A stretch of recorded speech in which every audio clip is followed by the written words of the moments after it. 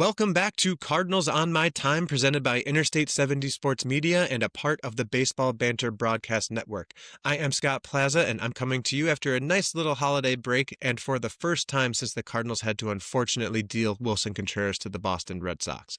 If you want to get my full thoughts on that deal and what Willson meant to the Cardinals and St. Louis while he was here, make sure you jump on over to the Viva Alberto's podcast and see the episode where Jake and I discussed that Willson Contreras deal, and I had a little bit of an opportunity to give Willson his flowers on the way out. But today, I have two of my favorite Twitter accounts that I connect with as we shift our view towards the 2026 campaign.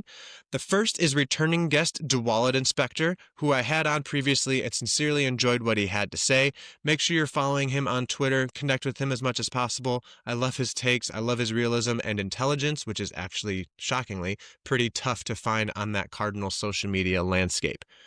And with DeWallet, I finally have the final member of the Redbirds on the Arch podcast, with Aidan Gray joining us today. I've been working to get the holy triumvirate of the boys over there together, and I can finally say I have the last piece with Aidan. Today, the three of us are going to walk through our feelings on the offseason so far, and as we look to 2026, we're going to talk about a little bit of a vibe check, what our feelings are towards the Cardinals' direction and what Chaim Bloom has done or hasn't done to this point in the offseason. Good to see you. Thanks for coming. Welcome in to Cardinals on My Time. I've been thinking about this, Mr. Han. If I'm here and you're here, doesn't that make it our time? All right, and here we are. Everyone at home, before we get started, make sure you're following the podcast and all of us on social media. Make sure you're checking our handles down at the bottom. Like and comment for this video so I know what you want to hear, any feedback from the video, or just what kind of conversations you want to have. But before we get into the baseball stuff, I want to really look at 2026 and get in the New Year's spirit. So, fellas, let's talk resolutions. I am officially at the point where I'm not kidding myself anymore, but Aidan, I know you're still a young buck, so and a newbie on the podcast, so let's start you going. So what's new for Aidan in 2026? Yeah, first thing first is my first goal was to get accepted into grad school, whether it was at the university I was at previously or another school, and I actually just got accepted like an hour ago. So I'll be going back to school here in the fall. So one resolution off the board already. It was really fast, not even a week into the new year. You can coast now. Yeah, and then I got some. This is gonna sound so nerdy. I got some textbooks about data analysis for baseball. My goal is to get better with data analysis through coding. So we'll get better at that. I got some of those. Like coding for dummies books. Heck yeah. So we'll see how that goes. But that's all awesome. I got. Hey, awesome. And you already checked one off. So again, that's if it's usually just one resolution, then call it a day and we wait until December to do it. But hey, double it, get it, and Aidan, you're doing some great stuff. So I'm excited to see what kind of stuff that takes to the next level. DeWallet, I think you might be a little bit in my point of view here. Number one, welcome back. But 2026, Thanks. What are we doing? Anything special? We're just fending off Father Time. That's the we're trying to hold serve as best we can, and that's for the most part what we're doing. And again, I want to say congrats to Aidan. That's awesome about grad Thank school. you. And if you get into the coding and you have any SQL questions, let me know because I can probably help you there a little bit. Yeah, absolutely. But no, just again holding off Father Time and trying to enjoy myself. Cardinal wise, one resolution I'm trying to hold myself to is to hold down my reactionary impulses for Bloom's first real off season, and just kind of give him time and remind myself the rebuild is going to be not a short process. So just, keep the BP down early on. Would you say patience is going to be important for your... We don't use the P word around here. Sorry, I'm trying to leave patience and runway behind in 2025 as well. So you'll find me using the word opportunity quite a bit this year. But 2026 is here. In the last episode, if you didn't catch it, I had Matt Smith and Thomas Govain on. All three of us are teachers, and DeWallet just said he didn't want to be reactionary. we said, let's be reactionary. So we put together winter report cards for Chaim Bloom's offseason, and we had to clarify it was at this point of the offseason. We decided to say it was like a winter progress report. We were kind of all on the same page, kind of disappointed with the lack of trades at that point. We all gave Bloom a C, and then Bloom responded to my kind of negative view on his offseason by taking my love and passion of Willson Contreras and ripped him away from me in St. Louis. So this is our first time talking since he got shipped to Boston. I think I'm over it now. I still think it provides more questions than answers for the future. So while I was asking for a deal, it was a bummer that it came at the expense of Willie, but it at least gave me that, hey, I need a trade to happen, and he did. We're here with DeWallet and Aidan. So again, thanks to both of you guys for joining. But I'm still calling this a lackadaisical offseason. I was very excited coming in with how quickly Sonny Gray was traded. I said, here we go. It was pre-Thanksgiving. And then we kind of hit that standstill. I still think that at least one more trade needs to be made. I've been vocal about that here very recently. Brendan Donovan continues to be highly valued by the organization. Aidan, we were talking about that, and I'd love to get into that a little bit more. And the asking price remains sky high, and Bloom has kind of doubled down on that. Nolan Arenado continues to stay at third base, remaining a key clog instead of a cog for the rest of the roster. I wrote that down. I'm like, let's go. That one's going to work. And then one that I still think that we keep forgetting about, at least I do, is Jojo Romero. He's still sitting in the back end of the bullpen, ready to save maybe some of the Cardinals' 78 projected wins. At least that's what Fangraphs has them on as of this morning. Bloom made one more move this morning. He grabbed a Justin Brule from the Guardians, a lefty reliever similar to John King, and that's all I really want to say about that. So, guys, before we get into the 2026 stuff, leaving the 2025 baseball, the record, and the statistics behind, let's talk about since Chaim Bloom has taken over. So let's first start with the two trades. DeWallet, I've had those conversations with you a little bit on Twitter, so I want to kind of hear what you have to say. The two trades specifically with Sonny Gray and Willson Contreras, what have we been thinking about of those so far? So I like them both. I don't think they're knocked out of the park trades, but they're pretty good. And both of them have a similar archetype. So you've got the kind of boring but with some interesting elements back of the rotation guy, and then a fun prospect who could be really a really good pitcher or could just never really even make the major leagues. So there's, you've kind of got but I love the upside because I felt like that was one of the things that we were lacking in recent years is getting those players with really, and Clark especially, having that top-end talent that is hard to come by. And, of course, it comes with question marks, and the only reason you're getting those players for Willson Contreras and Sonny Gray is because they have question marks. But I like both of them. They do give me some excitement for what might be to come later on as we maybe get some more moves, but I'm pretty happy with the two moves so far. All right, Aidan, what about you? What do you think about the necessity of the trade, throwing money in, the prospect return, the whole aspects? Yeah, so the money was kind of going to be my first point. I felt Bloom and the ownership was very honest with us when Bloom was introduced as the player of baseball operations. And that first step was the ownership telling us that they're going to give Chaim Bloom every resource they need to make him a successful Pobo in our organization. And I think they've held up to that promise. You saw the Cardinals send $10 million to the Boston Red Sox in the Sonny Gray deal. I can't remember what the Contreras was. Maybe I got those backwards, but they sent money in both trades, I know. And it wasn't cheap. Yeah, I think it ended up being 30 million total, or 32 and a half. Yeah, I was going to say it might have been like 20 for Sonny and 10 for Willson. Yeah.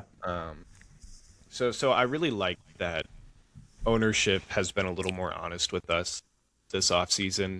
I think Chaim Bloom's been very honest with us so far. And the second thing he pointed out is he wants to kind of bring back old Cardinals baseball. He wants to redevelop the farm system. He wants to build Cardinals teams based off what they have from their development system. And I feel like in recent years they've kind of shied away from that. acquiring Paul Goldschmidt, acquiring Nolan Arenado, which made sense at the time, but it wasn't the typical Cardinals way we know, with developing Yadier Molina, developing Albert Pujols. And now they're kind of reverting back to that old way. You got Brandon Clark in the Sonny Gray deal, who has high upside. Obviously, the stuff is great. Needs to work on the command a little bit. Obviously, he had the blister issue, which really forced his command to take a hit. But Richard Fitz, another great addition. Something Farmhands and I talked about is we noticed that the front office went for high upside pitchers in the draft, but they've kind of gone for low end pitching in trades. And what we mean by that is you've got back end starters to give you some stability in case these top prospects don't pan out, right? Which is huge. And they're kind of taking a new route at that with this new bad fastball philosophy. I don't know if you guys have heard about this yet, but it's basically guys who throw fastballs who have less spin on it. They cut it a little bit more, which means they get different shapes with different pitches, which allows them to throw more pitches, like a guy like Richard Fitz, like a guy like Hunter Dobbins. So this is allowing them to expand their starting pitching role. This is allowing them to create competition within the team, which the Cardinals, I felt like, have not had that in recent years. I feel like a lot of guys have been promised their spots, and I like that they're creating competition throughout the team. They want guys to want to be there. They want guys to play the best they can to their abilities. So I've liked how this 2025-2026 offseason has gone so far. Yeah, I viewed the pitching in a similar way as you guys have. I mentioned that on Viva Alberto's when they asked about the Willson Contreras one. I was like, you know what? The return, if it wasn't for the draft, I'd be upset about it. But because of what they did target in the draft and what they did early, that does give them that flexibility to change or be, again, that more flexible in what it is that they're receiving. So it seems like all three of us understand the necessity of the deals. We feel good about the returns. But then we heard that Bloom was talking about wanting a veteran starter. We were thinking Tyler Mahle. He went to San Francisco, and then it ends up being Dustin May, kind of that 1 year bounce back. I was hoping for 1 year with an option, or maybe something kind of a 2 year with some incentives attached to it. But 1 year deal, best for both sides. Aidan, let's jump with you real quick. What was your thoughts on the Dustin May signing? I know you talked about having that competition, and that brings, potential 6 starters. We've heard that before. We have 6 starters. We're good. We've heard that. So where do you think that puts the current rotation at with the signing of Dustin May? Yeah, I think you're going to see Dustin May inside the rotation once 2026 starts. He's a guy that was a top prospect at one point for the Dodgers. Maybe not one, but one of the top prospects. Has real life with his stuff, but injuries have really derailed his career so far. Recently he had that freak accident with his esophagus where, he was facing life or death, really, which, nobody wants to go through that. And it's really taken a toll on him and his development. He kind of switched up his repertoire in terms of usage last year. He threw more sweepers than he typically had in previous years. Something I did notice, though, is his fastball shape had dramatically changed. It was more dead zone, so, same horizontal, same vertical movement, which is easier for guys to hit, which is probably why his fly ball rate on the fastball was really high, but the great thing about that is he's in Busch Stadium now. There you go. Fly balls don't fly out often in Busch Stadium, but I think the Cardinals have done a really good job in helping pitchers redevelop pitches and their shapes. So I'm interested to see how they handle an older guy and redeveloping him, really. Can they make him that caliber player he was supposed to be? Because he's still only 28.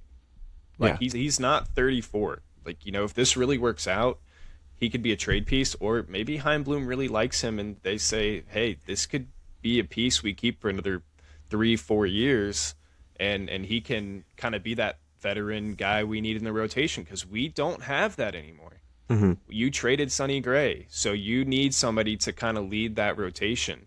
I don't think any of us want that to be Palante. I don't think any of us want that to be Liberatore in 2-3 years. Maybe Dustin May could be that guy. There are a lot of factors, but it was a move that felt that needed to be made. I think a lot of us fans wanted it. Mm-hmm. I feel like that's been an option on the table for a few years now, and it's never been done by Money Mo. But Chaim Bloom has done that, and he's showing a change in culture, and I really like that. Yeah, I agree. I think that was a clear move that needed to be made, and maybe we just need to bring back Dave Duncan, get him back for a second, keep that development, getting that right back on track. DeWallet, what do we think about Dustin May? Were you one that was, hey, it was a match made in heaven? Yeah, I think especially on the 1-year deal, I love it. Does it have a lower floor than some other options out there? Yes. Does it have a higher ceiling? Absolutely yes, which is why I love it. He probably ends up somewhere in the middle. To me, the best case scenario, I guess, within the most likely range of outcomes is that he's wearing a different uniform in July and we have some really fun prospects to play around with, or different pieces, maybe young players, not just prospects, but we have some fun pieces aside from that. But the arm talent is there. He's had some regular pitcher injuries, and like Aidan said, he had the weird, really unfortunate, scary injury as well. So there's a ton of upside there. And those are the kind of risks that I think most Cardinal fans want Chaim to take, instead of kind of that, hey, we know what we're going to get, the Kyle Gibsons, and everybody loves Kyle Gibson. He's wonderful. He's very much is what he is. Everyone is kind of tired of that middle lower band of we know the results are going to be in this narrow pathway, and it's not going to get up here, and we want up here. Mm-hmm.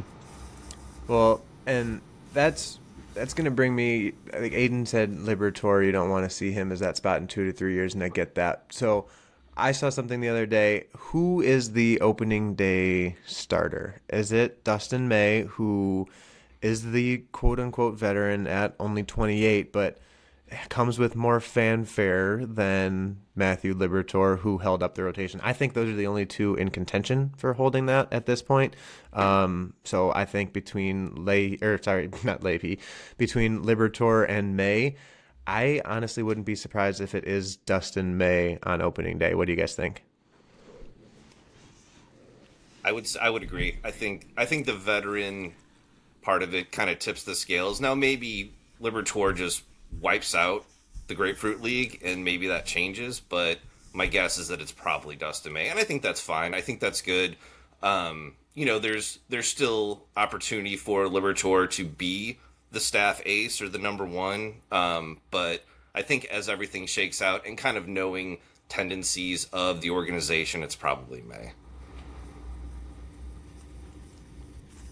Yeah, I'm kind of on the opposite scale. I think right now it's Liberatore. I think there are two factors that go into it. One, how their spring trainings go, obviously. And two, I think Liberatore's fastball velo is going to be an indication on whether or not he's going to be your opening day starter. Good point.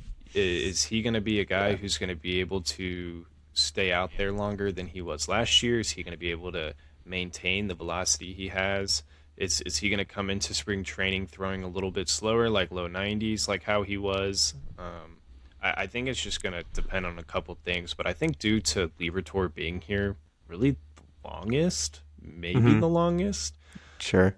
I think Ollie Marmol right now would probably feel more comfortable with starting Liberatore opening day than possibly somebody else. But I'm excited because Ollie Marmol actually, I feel like, gets to coach, so he could surprise me. There you go. Well, and, if we're arguing right now in January about whether it's going to be Liberatore or May, that's kind of giving us a look at what 2026 may be for us in Cardinal Nation. So that's the offseason at this point. It seems like we're all kind of on that same point. We've had some opportunity for that, or that opportunity for it to digest a little bit, do a little bit more research, and just see and let the market kind of develop. A couple guys that the market has not developed on, or has just hit either a standstill, or we're just not hearing the full story, is on Brendan Donovan and on Nolan Arenado. So I want to turn the page to 2026, and then this is going to shift from what Chaim Bloom has done to what he possibly hasn't done. So what I want to lead this next part with is, which I am probably being a little bit reactionary in this, but I want to ask you and then try to get the thoughts around Cardinal Nation is, are we officially leaving the honeymoon phase with Chaim Bloom? I was excited as anybody else when the trade deadline was over that it was a peaceful transfer of power over to Chaim Bloom, who then made it well known that he was going to be the face of this rebuild. He was going to do the things, and he made that quick-ish move with Sonny Gray. It was the highest profile move at that point in the offseason. And then he was sneaky. Aidan, we were going to talk about that earlier as well. He was kind of sneaky with that Willson Contreras deal. I was in the camp that Contreras was staying with the no trade clause. Boston made sense. Both sides were able to agree. But then it's kind of just been, you know what, the two that either should have been traded or that we're expecting to hear the most about were Brendan Donovan and Nolan Arenado. So with them still on the roster, I want to ask, like, are we kind of going to be fed up, or is it time for him to pick up the pace a little bit? But what I want to do is figure out less of, again, that Donovan, that Nato, but it's time to stop comparing him to John Mozeliak. What we were excited for as he took over was, hey, this is anybody but Mo. Like, this is something new, it's something different. He made those two trades. He made a couple signings. Bloom could do no wrong. But now that it's 2026, I think it's time that we don't use Mo as the measuring stick. It's time to measure Bloom up to his own performance. So, DeWallet, am I overreacting? Am I thinking that the honeymoon phase is over? Am I panicking? What are we thinking? Well, usually overreaction is on my side of the conversation when we're talking. So for me to be on the opposite end is kind of interesting. I think it is probably still a little bit early, at least for me. I think as part of my New Year's resolution, also trying to afford him some grace because, you kind of mentioned the Justin Brule acquisition today. It's not fun. It's not sexy. It's probably not going to be even meaningful long term. But it's neat to see that he's just willing to say, hey, you know what? I need a left-hander in the bullpen, and I've got a couple righties that, Zach Kent had some interesting characteristics, but, again, what are the chances that there's, anything really meaningful there? So let me swap these guys out. I get another left-hander in the pen. Brule might not even make it to spring training. Who knows? But it's just fun that he's willing to kind of make those moves. And those are the types of things that I was hoping for, in addition to building up the farm and, really plowing resources into development, was just those obvious moves that the roster needs another left-hander. Well, let's just go get one. There's guys out there for free. And I didn't feel like Mo really did that. He was really content. Like all the time with what he had. And I think that's what a lot of Cardinals fans kind of just got tired of. But to kind of bring it back into where the conversation was going, I'm giving him some more grace. And I know that, the Cattell thing with Donovan is kind of a hang-up, and Nolan's a whole different animal. I don't even want to go there. That's kind of out of Chaim's hands anyway. But I think there really is still room. I think once we get to Florida, if the roster still feels clogged and we haven't made more moves, I think that's when the angst will probably kick up. See, that's where I was going to have that conversation. I'm glad you brought up Nato because we talked about him a couple days ago on Twitter, where I made that he has to be gone, whether it's a trade. I know Bloom has said we're not going to release him, but he has to be gone.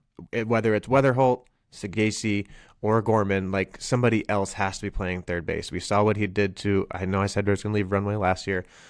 We saw what having Arenado did to the runway for somebody last year. To my people that hate Gorman, if Arenado was not on the team last year, Nolan Gorman is getting his 500 at-bats.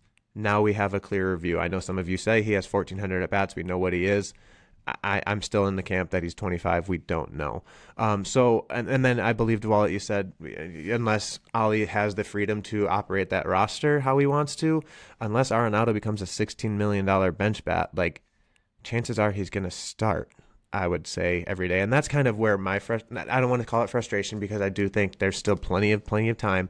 But I do think Arenado should have been dealt at this point. I know he has the no trade clause, but I really wonder how much the Bregman, Eugenio Suarez stuff is really holding up his market. Aidan and I just had a lot of conversation there. Aidan, what are we thinking? Am I panicking so far? Just a little bit. I think what people need to realize is Chaim Bloom was given a really hard assignment for his first year as the St. Louis Cardinals president of baseball operations. He's basically trying to revamp the farm system while trying to save money while also cutting some of the older players. That is really hard to do, and he did a fantastic job, obviously trading Sonny Gray and Brandon Clark. You don't need to trade Brendan Donovan. That's first off. You don't have to. Would it be nice? Absolutely, because his value is going to be higher than it is now than it will be, say, at the trade deadline, say next offseason, because he has more term, right? The Nolan Arenado situation is really hard. He had an even worse year this year offensively. While the defense did get better, it's still not the elite defender he was 3-4 years ago. And he's just not worth the 30-something million he has left on his contract. And you know, like I said earlier, the ownership's willing to give Bloom any kind of resource he has to make any kind of trades. I want to know, like, between like the Angels, like I don't know what kind of conversations they've had with the Angels about Arenado, right? Because that's been rumored that the Angels are interested in Arenado. Are the Cardinals going to have to eat up like 25 million plus? I mean, he's just been so bad that, I mean, if you look at it as if he was a free agent right now, he wouldn't get anywhere close to what he makes right now. He's probably a 1 year, $6 to $8 million guy who's going to platoon at third base, right? I think it's going to be hard to move him. I think there are only a select few teams that are really going to reach out, and it might not even be serious interest. It might just be, hey, like, we're just reviewing our options. Like, what are we looking at? You know, can we get some kind of details? Like, would you be able to take on this kind of money? You know, what would you want in return? Because we know it's going to be probably some 18-year-old DSL pitcher who walks 50 guys in 26 innings.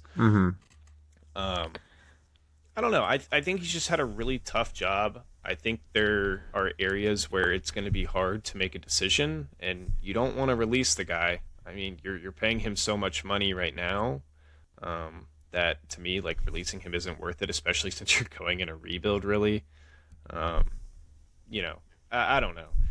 I think it's a little bit of overreaction, but I think he's done a fine job up to this point. Well, part of the problem with Arenado is that he still has 2 years, we have to remember, on that deal. And, you know, that does make it difficult because last year, you know, you're like, oh, we're going to try to give him somebody for this year, maybe next year, and then kind of see what it is. Well, he didn't contribute last year to where now he's even attractive at all. Aidan, like you're saying, if he was a free agent, like, he ain't getting anything. But then another thing, Aidan, you mentioned was, you know, you can hang on to Donnie until the trade deadline. I am personally nervous about banking on hitters to hold value, or at least, you know, build on value going into the season. I think there's much more variance in hitters' performance. Of course, pitchers, you have the health question, but I think more often than not, I'm going to bank on that pitcher being healthy. I'm going to anticipate they're going to be healthy. But the hitting, I think there's just always so much change from the pitching aspect of it. You know, we saw torpedo bats for a month and a half last year. Like, how much stock are we going to put in that? I know Donnie has been, the stats going around, he's been one of the most consistent hitters since he's popped into the league, you know, being that 120 WRC plus or whatever it is around that area. But is he somebody that can actually build his value going into the trade deadline? Is he going to be that piece that somebody's searching for in July that's going to be like, you know what, Brendan Donovan is going to take our team from what we have now to what it needs to be in order to compete in October? I don't know if he is the final piece. I think he is a piece that will help you get to that block. Either one of you, does that make sense in my kind of view of why I feel Donovan needs to be traded now? And needs is, again, kind of a loose term there. Well, I think it goes, one in the hand, two in the bush, right? Like, if you can trade him now and get what you can get for him now, you might be able to hold on and get more later. Or, you might end up rolling the dice and, you roll craps and then he's worth less or gets injured or something like that. I think there's, you can look at it either way. I think it's okay right now still to hold, especially with Ketel kind of hanging out there until Hazen says, all right, we're done with this, we're keeping him, or they trade him. I think things clarify a little bit. And I think we're okay. Again, like, he's the one where I would love to make sure and lock down a return for him and a nice one, but you also don't want to be rash and trade a nice piece for 75 cents on the dollar and then look back and say, oh, then they trade Ketel and then other teams are out shopping for a second baseman once the music stops and the chairs run out. You don't want to pass up that opportunity. So it's a risk either way. But I think the hand is probably stronger being held closer to the vest right now than just playing it to get it out, getting the card out of your hands. So, all right. So how do we feel currently about the infield? We're with the current situation that we have with Arenado. I still expect him to be traded or gone. I feel like we all expect him to be gone. So with the current look at the infield, like, where do you think the priority is going to lean then for the organization? Are they actually going to say, we need Weatherholt to perform in spring training in order to make the major league roster? Or are they going to be like, you know what, we're not going to say it, but he is going to be our starting X baseman, whether it's going to be third base, second base?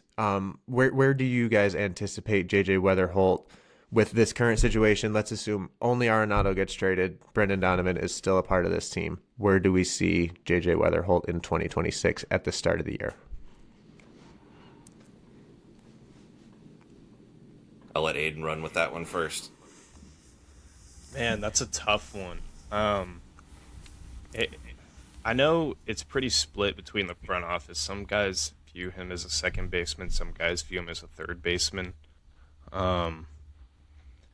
It's just tough. That's such a tough question because I think there are a lot of guys they're willing to give opportunity to. I think they're willing, like you said, they're willing to give JJ Weatherholt any opportunity he can have because obviously he's a game changer.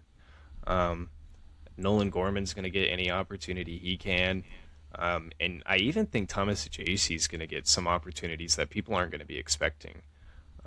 He's kind of just a player that's sitting there right now. I mean, there's something there in the tank. Do we know how much we're really going to get out of him? No, because we haven't been really able to see what he can do at the major league level. We have just a small sample size right now, probably just a little bit over 100 games. But I think JJ Weatherholt's going to get the first opportunity. It's just it's tough because if they play him at second base, are they going to play Arenado at third? Or are they gonna play Gorman at third over Arenado? It's just tough. So if Donovan's still on the team, I bet you see Weatherholt at third if he's given that opportunity and runs away with it.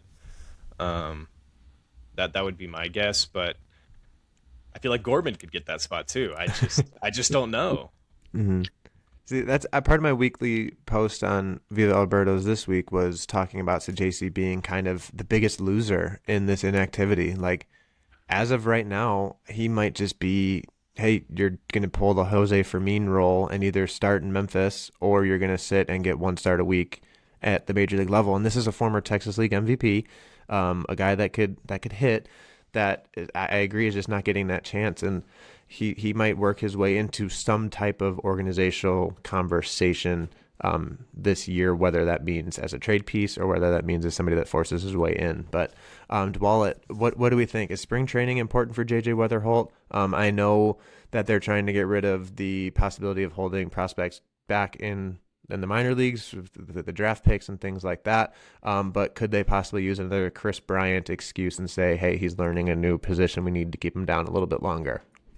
I mean, you could. To me, whatever position the front office foresees him, I think that's where you should play him. And if there's a spot open, I think he starts every day. I don't like the idea of moving him around, starting him at third base, and then a couple years, let's move him over to second. Okay, let's move him back to third. I don't really want to do that with a player like J.J. Weatherholt.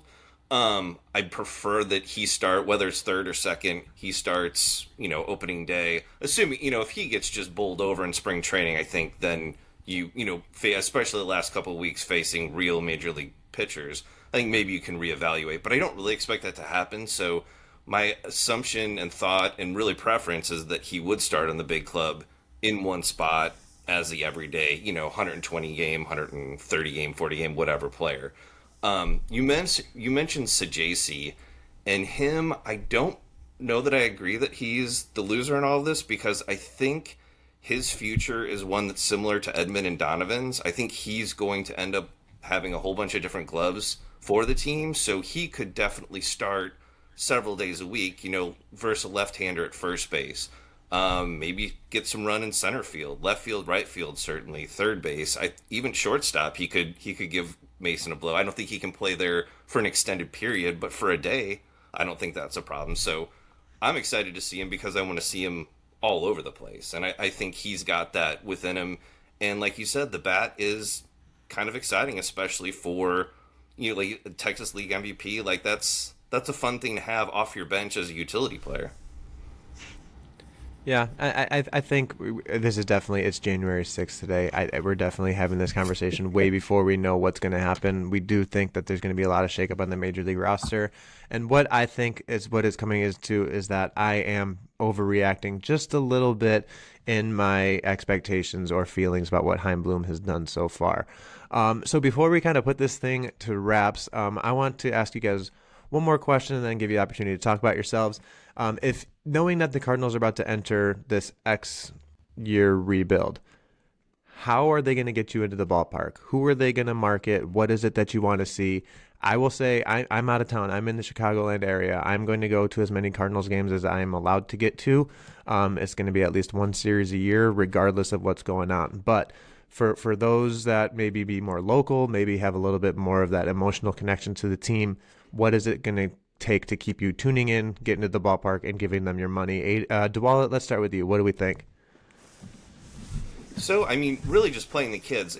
The biggest fear, and I don't really have the worry anymore, but the biggest fear I would always have is that for so many years they always defaulted to veterans. It was kind of the boring steady eddies, and that's a tough sell to get people out of the ballpark. J.J. Weatherholt's going to get me out there. When they bring up Liam Doyle, he's going to get me out there. These are the guys, the young, exciting prospects, giving them time, the opportunity to sink in, because that was always the thing that you've heard, right, over and over and over again, is the players came up and they felt like they had to go 6 for 4 every day to maintain, a starting role, and without losing it to, a wily veteran that's going to get them to the wild card, So seeing those rookies with the high upside and the younger players really get a chance to spread their wings and blossom, that's what's going to get me out there. Aidan, what do you think? Yeah, I think DeWallet pretty much nailed it. The younger players are going to bring more fans in, whether it's J.J. Weatherholt. There's a chance you see Quinn Matthews at some point next year. I mean, I wouldn't say it's unrealistic to imagine that Joshua Baez maybe gets a stint in September. There are a lot of prospects who took a jump last year, besides Quinn Matthews, but I think we can all agree that he could get back to where he was. Mm-hmm. There was just so much excitement around how well a lot of our prospects did, and I think a lot of them took that extra jump they needed to, and I think that's going to give them the opportunity to get a taste of Major League Baseball, and I think that's going to bring fans in. Obviously, Mason Wynn's going to bring fans in. I mean, the defense is exciting, the arm's exciting. Ivan Herrera's going to bring fans in as long as he stays healthy. I think Alec Burleson's a really underrated player on this team. He's super exciting. He has sneaky pop. unbelievable bat-to-ball skills. And I'm just really excited that he gets to play first base. Okay. I mean, I'm excited that I don't have to watch him track a ball down in the corner in left field, and it takes him 50 seconds to get to the ball. I mean, he gets to play his natural position at first base coming up through the minors, so that's exciting. But, I mean, other than that, leave it to the marketing team. I mean, they're going to have to promote something, whether it's like free beer Saturday or something like that. But in terms of the team, young guys are going to be fun. I will throw like a fun scenario out there. I think if Arenado somehow did go back to his elite status, again, it's not going to happen. But if it did, he's a guy that could get you in the seats if he somehow figured it out. Like, again, the chance of that is probably less than 1%. But let's be honest, he was fun to watch for the first 3 years. Like, he was terrific. And if he could get there again, if he could at least become like a slightly above average hitter, right? Like 105 OPS plus, right? Could hit you like 20 home runs. Even if he bats 230, like 20 home runs from Nato, that's exciting. So, I don't know. He's a guy that can bring fans in. That sounds like you're promising a Nolan Arenado bounce back. That is not what I'm doing. That was more of a hot take. That was more of a hot take. I am clipping that whisper so nobody knows that you said Don't twist my it. words. But I did notice neither of you mentioned Jordan Walker's name. But that's going to be a conversation for another day. That's going to continue for, I think, the foreseeable future. Definitely through this season. Spring training will be fun to follow on that one. But before we get out of here, do you want to jump on Jordan Walker here real quick there, Aidan? I just wanted to say, like, I'm excited for him.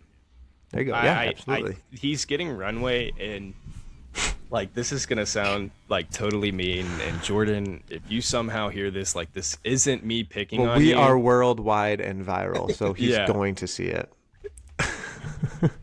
I've seen mixed reports over the last year that, you know, his maturity is through the roof, but I've also seen like he doesn't work the way, you know, most major leaguers do. And I feel like we saw a lot of reports that he's committed to the work this offseason. He's going to take this Cardinals offseason plan very seriously. And if you look at what they did with Joshua Baez, they did a lot of work with him over the offseason, and it clearly worked. They clearly had an idea of what he needed to do, and it fixed him. It gives me hope for Jordan Walker. Now, is he going to come back and be that 30 home run guy that Josh Baez was?